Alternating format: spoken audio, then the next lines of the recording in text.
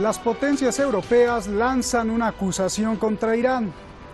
Lo acusan de desarrollar misiles con capacidad atómica. Irán les contesta con un revés. Los europeos y su miserable hipocresía. Y seguiremos además con nuestros misiles, dice Irán.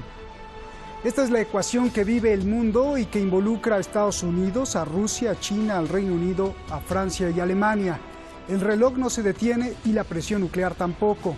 ¿Cómo entender toda esta maraña atómica? ¿Qué sigue y qué es lo que presenciará el mundo próximamente?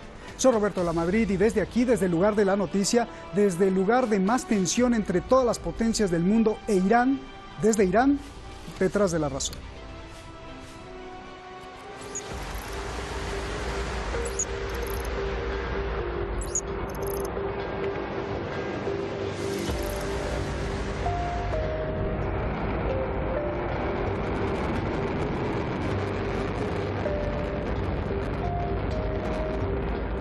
Francia, Alemania y el Reino Unido acusan a Irán de tener misiles balísticos con capacidad nuclear.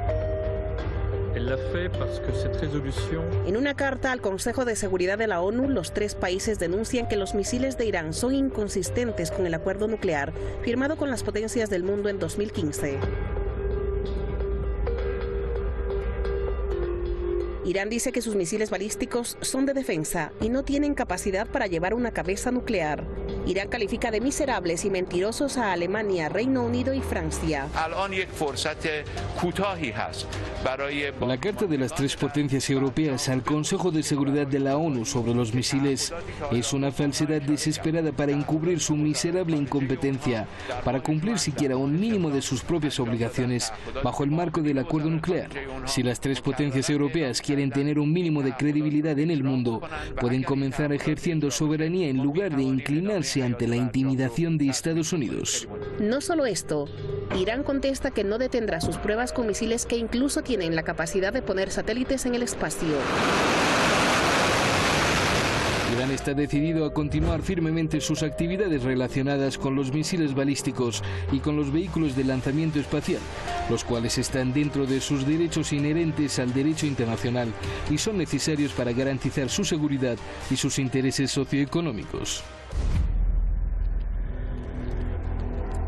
Irán ha tenido que ir reduciendo sus compromisos con el acuerdo nuclear, enriqueciendo más uranio y a más alto nivel del permitido en el acuerdo, activando y desarrollando centrifugadoras de nueva generación y reactivando plantas nucleares. Todo esto para presionar a las potencias del mundo a que hagan algo para implementar el acuerdo nuclear y vencer las sanciones de Donald Trump. Aunque recientemente Europa ha tratado de implementar el INSTEX, un mecanismo financiero para esquivar los dólares, Irán considera que la Unión Europea ha fracasado en sus compromisos. El viernes pasado, las 5 potencias, sin Estados Unidos, se reunieron en Viena. Decidieron no activar el mecanismo de disputa contra Irán, el cual podría llevarle a una reimposición de sanciones de la ONU.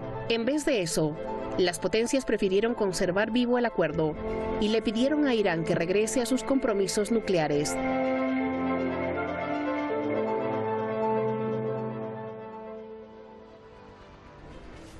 Pues ahí están los hechos y vamos directamente al análisis. Muchas gracias a usted por estar siempre presente ahí en las redes sociales, en Twitter, en Facebook, en YouTube. Gracias. Usted sabe que este es el programa para usted y la razón de ser es usted y nada más que usted. Vamos directamente con nuestros invitados. Está el maestro Eurico Campano, periodista allá en Madrid. Ya lo vemos ahí en el video wall.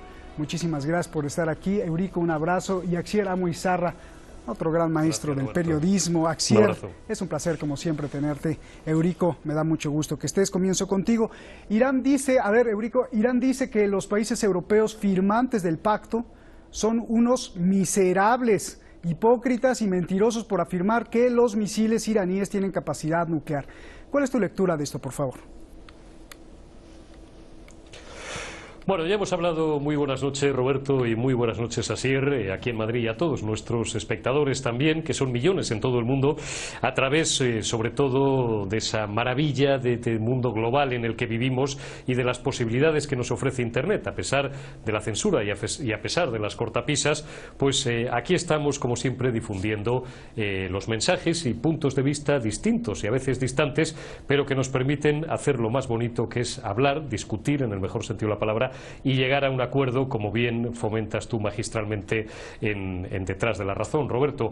Yo esto ya, en fin, creo que lo hemos valorado en otras ocasiones en esta mesa, forma parte de ese lenguaje que pasa la línea roja de lo meramente diplomático y frisa a veces un poco lo bélico, ¿no? El lenguaje también, pues es un arma al fin y al cabo, ¿no? La palabra es un arma, pero hay que tener mucho cuidado con ella, porque es como la bala, cuando se dispara no tiene marcha atrás. A mí me parece un poquito excesivo, en este caso debo decirlo, el comunicado de Irán, como me parece también excesiva la posición o la postura de algunas potencias europeas, básicamente como las citadas Francia, Alemania y el Reino Unido, porque en su carta, que yo haya visto por lo menos, Asier me corregirá, no aportan ninguna prueba, absolutamente ninguna, de lo que están diciendo. Dirigen una misiva a la ONU haciendo una serie de consideraciones gravísimas acerca de la República Islámica de Irán, que supongo que que deberán ser probadas en algún momento. De la misma forma que, insisto, el lenguaje de Irán me parece un lenguaje que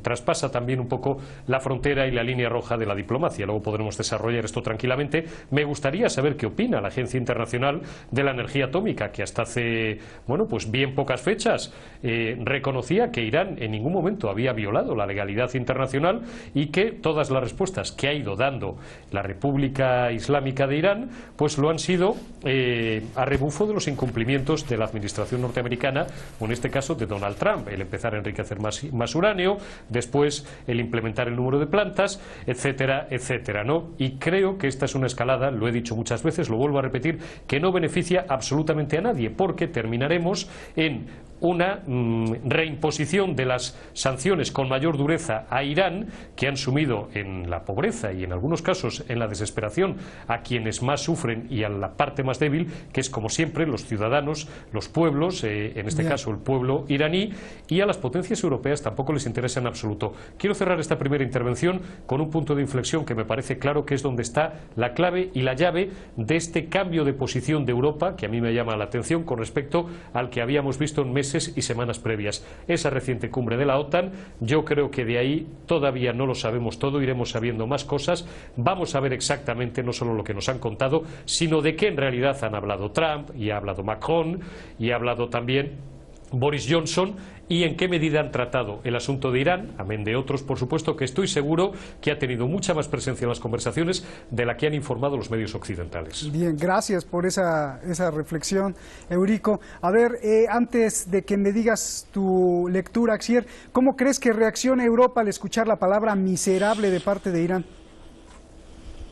Bueno, también retomar lo que decía antes Eurico, ¿no? No estamos acostumbrados a que Irán use este lenguaje ya y conteste, ¿no? Porque sí que es verdad que ha sido una nación que ha vivido varios ataques, varias amenazas además, y por fin, pues bueno, pues parece ser que ha contestado. Quizás las formas y el momento no es el más adecuado, como dice Eurico, que ahí yo sí que es verdad que tengo que contestar. Pero ya está bien, ¿no? De que Irán realmente pues ponga un poco un golpe encima de la mesa y establezca ya ciertas líneas rojas a lo que se le viene acusándolo durante los últimos meses. Me parece increíble y sobre todo que es quizás una buena idea que tenemos de reflexionar, es que países como Inglaterra, Reino Unido, Alemania o Francia tengan esta forma tratar a Irán y no sean consecuentes con lo que hacen, porque ellos son de parte principal del acuerdo nuclear con Irán. ¿Por qué no contestan de esta forma o acusan directamente a Estados Unidos o reprenden a Estados Unidos, quien fue quien salió unilateralmente del proceso sin dar explicaciones? Es lo que me deja un poco más esta pregunta en el aire, sobre todo en el aspecto de que estos países usan o tienen más carácter con Irán cuando tendrían que tenerlo con la otra parte, con Estados Unidos. Es lo que me llega un poquito a esta razón en la que estamos viviendo ahora mismo. Y todo, como decía antes Eurico, todo proviene de la cumbre de la OTAN, donde Estados Unidos una vez más ha dado un portazo a los países y les ha dejado a todos con una cara una cara de sorpresa. y otra vez ha vuelto a decir que el que manda es Estados Unidos, y nadie respeta a Estados Unidos. Oye, Axier, igual podría ser que son miserables porque en vez de salvar el acuerdo nuclear, acusan a Irán de tener misiles con capacidad nuclear. Independientemente de las pruebas o no, parecería una pantalla para tapar su ineficacia, como dice el canciller Zarif. Total. Me parece increíble que estos países acusen a Irán de tener armamento nuclear cuando ellos mismos velan por el interés del acuerdo nuclear que ellos han firmado y que donde, por cierto, como bien decíamos antes en la introducción, que la Organización de la Energía Atómica corrobora que Irán está cumpliendo al 100% con todas las pesquisas del tratado, con ese acuerdo. Entonces, estás haciendo una acusación de la que tú eres partícipe. Estás acusando a Irán de que tienen armas nucleares cuando tú realmente eres garante y velador de que esas armas no existan. Bien. A ver, Eurico, te voy a seguir metiendo presión. Irán dice que sus ambiciones nucleares son pacíficas y también le contesta a las potencias pues que seguirá produciendo y probando misiles conforme al derecho internacional. ¿Qué va a contestar Europa cuando, bueno, no sé, ya lo vio seguramente esta respuesta de Irán? Pues es que Europa, desde el punto de hora que ha girado en cierta medida en sus posiciones, que hasta hace unas semanas, como se recordará y como hemos hablado hasta la saciedad y defendido en esta mesa, eran posiciones no exactamente proclives a Irán, pero eran posiciones bastante equilibradas en las cuales en absoluto legitimaba la violación del derecho internacional que hace Donald Trump cuando en el 2018 se cepilla, bueno, pues sin encomendarse ni a Dios ni al diablo, que se dice en castellano, sino simplemente encomendándose a sí mismo, un acuerdo que se había firmado en 2015 con Barack Obama y que estaba funcionando no razonablemente bien, estaba funcionando de manera óptima. Y Estados Unidos, Europa, la Unión Europea, eso lo había denunciado desde el primer momento. Desde el punto, yo ahora digo que Europa ha girado en esa posición, probablemente debido, como coincido con Asier, porque yo creo que es así, a las presiones que se habrán producido por la administración norteamericana, por Donald Trump, y tal vez también por su tradicional aliado, que no es otro que Londres, que siempre camina al dictado y a los rebufos de la Casa Blanca. Las presiones que habrán sufrido habrán sido pues probablemente de orden económico y de orden comercial, esto nos llevaría a otra conversación que también hemos tenido en muchas ocasiones, las que han forzado a estas potencias europeas, básicamente Francia y Alemania, a cambiar de posición, independientemente luego del enfrentamiento que han tenido recientemente Trump y Macron sobre otros asuntos. Eurico, pues una vez que han tomado este camino, yo no creo que tenga un retorno fácil, porque lo que no pueden hacer es estar cambiando continuamente de posición. Si Irán despliega esos misiles, Europa probablemente continúe también en una escalada verbal que creo que no nos va a conducir a un callejón demasiado bonito. Oye, Eurico, estás jugando al Sherlock Holmes, ¿no? Creo que ya abriste otra línea de investigación que me parece muy inteligente. Yo te preguntaría, ¿es posible entonces que en esas reuniones allá de la OTAN, en este 70 aniversario, Trump le haya dicho, bueno, ya ves que les exigía el 2% mínimo del Producto Interno Bruto de presupuesto militar, quizá les haya dicho, ok, no lo incrementen, pero entonces vamos a presionar a Irán, y en eso acordaron? ¿Podría ser, Eurico? Yo bueno, el 2% Trump se lo lleva exigiendo desde que llegó a la Casa Blanca. Yo lo sé por la propia posición española y por los contactos que en aquella época teníamos en el Ministerio de Defensa español, que eran de un gobierno de signo ideológico contrario al que tenemos ahora, y que te explicaban mandos militares y mandos civiles del Ministerio de Defensa español, con lo cual supongo que en Francia o en Alemania ocurría exactamente lo mismo, que las presiones por la administración norteamericana eran fortísimas para llegar a ese 2%. España en aquella época, hablo de memoria, hace 3 o 4 años, no me equivoco, estábamos en el 1,2, el 1,3 aproximadamente. Yo creo que Trump, dentro de esa, voy a utilizar la ironía, de esa prudencia que le caracteriza, habrá pedido un 2% y habrá pedido también una escalada verbal y una defensa cerrada de los intereses norteamericanos y mucho más rotunda de la que hacía hasta ahora Europa, que, insisto, había denunciado la violación de la legalidad internacional por parte de la actual administración norteamericana a la hora de romper unilateralmente ese acuerdo. Yo creo que Trump lo habrá pedido todo, Roberto. ¿Te cabe alguna duda? A ver, Axier, lo que me tengas que decir más, yo te pregunto y quiero escarbar. ¿El problema son los misiles? ¿El problema es que Irán tenga misiles? ¿O el asunto es inventar una excusa para matar al acuerdo nuclear? Yo creo que en el punto en el que estamos ahora mismo, después de los años que han pasado, y hemos visto la inoperancia de la Unión Europea, la inoperancia también, además, por parte de todo lo que es el organismo internacional, me resulta más extraño que metan ahora, por ejemplo, que esa carta que vaya dirigida a la ONU, cuando la ONU jamás ha dicho nada ni se ha posicionado en este aspecto, ni cuando Donald Trump abandonó el acuerdo nuclear. La ONU podría haber dicho, oye, usted no puede salirse de ese acuerdo, pero bueno, tampoco lo hizo con la cumbre de París y de estas más cosas. Hay un matiz que sí que me gustaría antes destacar. De los países europeos, ocurre que Francia es el que más interés económico tenía en Irán, en ese acuerdo de Irán, y el que más beneficio estaba teniendo, ¿no? Recordemos que como la petrolera Total o el grupo multimarca PGA, ¿no?, que concluye Citroën, Peugeot y otras marcas francesas, tenían plantas importantes e industria importante en Irán, y se ha visto bastante alterada, ha sufrido eso en vista de Donald Trump, eso en vista de las sanciones también de Estados Unidos, y no ha dicho nada. Es más, se ha posicionado totalmente a favor de los intereses estadounidenses por encima de los intereses franceses, y por encima además de unos intereses económicos que tenía Francia, que es realmente, la clave, ¿no? Yo creo que está la clave ahí. No me gusta la palabra miserables, pero quizás Irán tendría que haber ido más para allá y tendría que haber llamado títeres, que yo creo que realmente es lo que son. Pues son títeres. Reino Unido, Francia, sobre todo Alemania, son títeres de Estados Unidos en estos momentos. Y sí, obviamente, la excusa perfecta son los misiles, pero si no, mañana buscarán otra excusa para romper ese acuerdo al que total se han visto incapaces de defender, ni sobre todo, ni han puesto las marchas en medida, no ha puesto las medidas que tenían que conllevaban, ¿no?, esa salida unilateral de Estados Unidos. Había un plan europeo además para intentar restar o contrarrestar esas sanciones estadounidenses para los intereses de Irán, y tampoco se han puesto en marcha. Bien, oye, yo te pregunto, Axier, pero ¿por qué el viernes pasado que hubo la reunión ahí en Viena, las potencias del mundo, sin Estados Unidos, sí dejaron o sí decidieron dejar vivo el acuerdo nuclear? O sea, no lo mataron, porque amenazaban con activar el mecanismo de reclamación y no sé qué, que se le podría poner sanciones de la ONU a Irán, pero no, lo dejaron vivo. Claro, pues, ¿por qué romper un acuerdo que todas las partes, salvo Estados Unidos, y Estados Unidos en aquel momento estaban de acuerdo?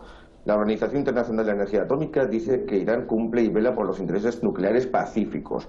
Estas cinco naciones apostaban y velaban por la garantía de que esos intereses nucleares iraníes eran en base pacífica. Entonces, ¿por qué romper un acuerdo del que todo el mundo dice que está de acuerdo, y sobre todo que dice todo el mundo que está correcto, que se está cumpliendo al 100%? No entiendo entonces por qué intentar romper un acuerdo, porque Estados Unidos no era el interés que él buscaba.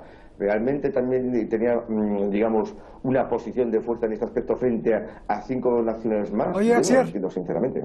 Pero fue extraña, ¿no?, la reunión en Viena, como poco usual, porque en la misma reunión las potencias, incluida Rusia y China, llamaron a Irán a que regrese y respete sus compromisos del acuerdo nuclear. Irán dice que no, porque ellos no lo respetan, incluso advierte que vendrá un nuevo paso en la reducción de compromisos como medida de presión. Entonces, ¿cómo entender este nudo y cómo se resolverá la ecuación, que puede ser bastante delicada, Axier?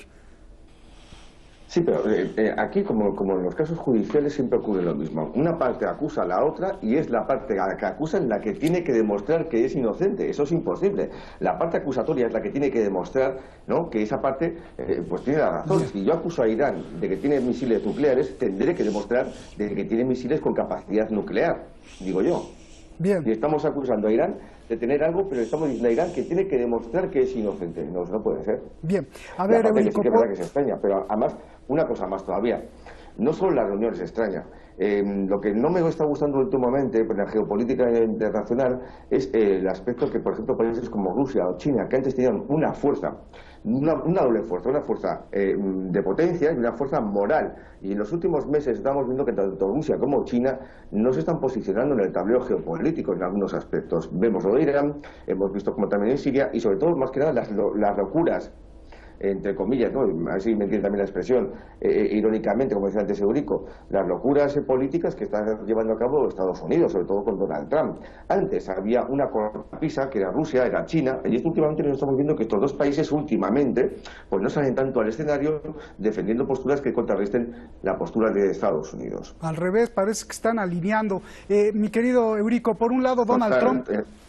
En lo que estás diciendo tienes toda la razón. Es una postura además que se viene comentando además en los expertos y analistas, y Eurico también lo puede corroborar, se viene comentando que últimamente la posición alineada que está manteniendo Rusia y China frente con Estados Unidos. Sí. A ver, Eurico, por un lado Donald Trump amenaza a todas las empresas y bancos de todo el mundo de no comerciar con Irán.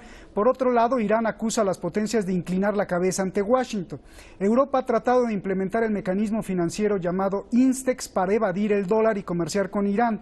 La pregunta precisa es ¿por qué realmente pues, no ha funcionado el tal INSTEX? Bueno, hombre, pues porque tú conoces bien la respuesta y nuestros espectadores que nos ven habitualmente y nos han escuchado en muchas ocasiones hablar de ello también, pues porque no es tan fácil eludir los controles financieros creados por el imperio desde hace décadas y precisamente pensados y delineados para todo este control absolutamente global.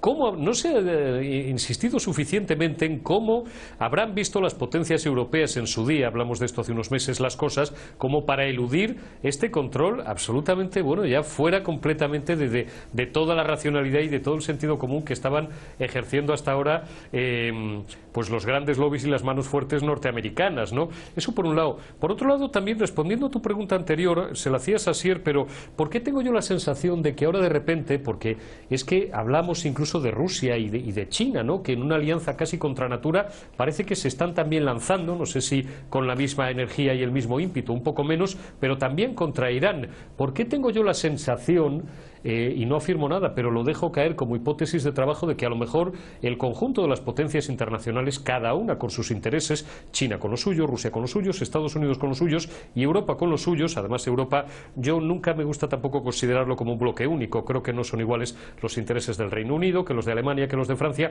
pero ¿por qué tengo yo la sensación de que todos a la vez de repente perciben a Irán como un poco más débil políticamente, socialmente y sobre todo económicamente, ¿no? Porque, pues en fin, existen muchas informaciones según las cuales Irán no estaría atravesando el mejor de sus momentos, o esa impresión es la que tienen las grandes potencias y las grandes cancillerías occidentales, y de ahí que de repente todos parece que quieran cebarse con el más débil, y eso explicaría también a lo mejor ese lenguaje un poco altanero, que en parte es comprensible, solamente en parte, de las declaraciones de los altos responsables del gobierno iraní y de los distintos comunicados utilizando ese calificativo de miserables. Por lo demás, yo insisto, creo que debe romperse ya de una vez y para siempre estallar ese mecanismo de control norteamericano que impide las libres transacciones financieras, el libre comercio internacional, y que Europa comercie con quien le da la gana o con quien le dé la gana, faltaría más, con el permiso o sin el permiso del tío Sam, hablando vulgarmente. Estamos ya en pleno siglo XXI, hombre, esto ya no, ya la Guerra Fría hace mucho tiempo que terminó y en fin, ya Europa yo creo que debería de sacudirse de una vez y para siempre, lo he dicho mil veces, ese protectorado norteamericano que a veces parece que sigue teniendo la bota encima de Bruselas y ya de paso de todo el continente. Pero Eurico, es que a muchos seres humanos les gusta la riqueza y los dólares también, fíjate nada más. Bueno, a ver, Asier, uno de los pasos más importantes que Irán ha hecho en la reducción de sus compromisos con el acuerdo nuclear fue poner en acción otra vez la restringida planta nuclear de Fordo para presionar a las potencias a que implementen el acuerdo nuclear.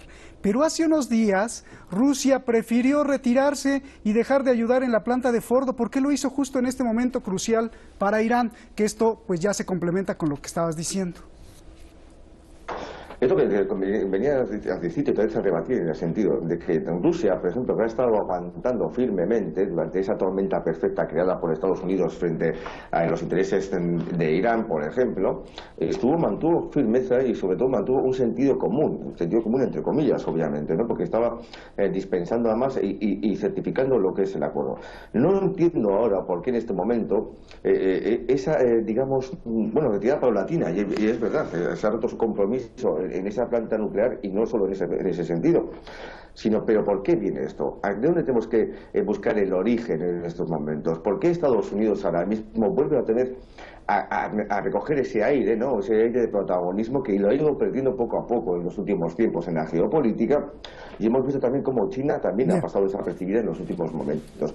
En el caso de Rusia me sorprende sobre todo porque además la tecnología es una tecnología rusa. Rusia ha invertido dinero en esa planta y en el programa nuclear. ¿Qué está sucediendo y a cambio de qué está sucediendo? ¿Qué es hacia dónde queremos ir a partir de ahora? Porque Estados Unidos, no olvidemos que el señor Donald Trump estamos certificando el final de su mandato y va a intentar revalidar ese mandato. Nos vamos, Axier. Es un asunto personal y para él. Sí, perdón. No, pues muchas gracias. A ver, acaba con la última frase, por favor, porque te interrumpí. Vamos a vivir unos tiempos muy tremendos en el sentido de que Donald Trump se va a garantizar en la suma de votos a base de Irán y en otros territorios. Gracias. Obviamente. Les agradezco mucho, Eurico. Un abrazo grande, Axier. Gracias. Se nos fue el tiempo. Necesitaremos más tiempo, pero bueno. Mientras esperamos a ver qué pasa con las decisiones que toman los protagonistas del mundo, la rueda pues sigue girando. ¿Cuál rueda? La rueda de la felicidad. La rueda de la felicidad hedonista que se ha apoderado de todos nosotros. Una rueda que ya sea por diseño conspirativo o por la naturaleza del ser humano, porque es así el ser humano, no importa, nos ha enseñado esa rueda que se puede sacrificar la verdad y la belleza por la necesidad falsa de consumir y tener más cosas. Como dicen mis amigos de Pijama Surf, el mundo que Huxley y Orwell imaginaron entre el miedo y la distracción, entre el temor y la ambición de tener más y más dinero y más cosas, el ser humano se pierde de la belleza de ser libre. Mañana aquí, Francia pide ayuda para entender justo esta ecuación. Buenas noches.